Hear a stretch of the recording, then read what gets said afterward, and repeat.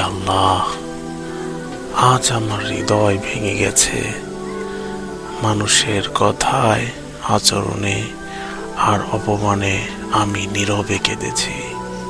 হে দয়াময়, এই অপমানকে আমার জন্য গুনাহ মাফের কারণ বানিয়ে দাও। আমার হৃদয় থেকে কষ্ট, রাগ ও প্রতিশোধের আগুন দূর করে দাও। আমাকে ধৈর্য দাও, এমন শক্তি দাও যেন আমি অন্যায়ের জবাবে অন্যায় না করি। হে আল্লাহ, আমি লাঞ্ছিত হয়েছি, কিন্তু আমাকে তোমার কাছে মর্যাদাবান করে দাও। হে রব, যারা আমাকে কষ্ট দিয়েছে তাদেরকেও হেদায়েত দাও।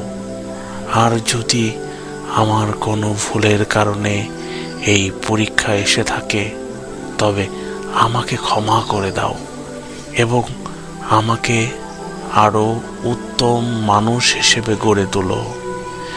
হে পরম করুণাময়, আমার চোখের অশ্রুকে কবুল করো।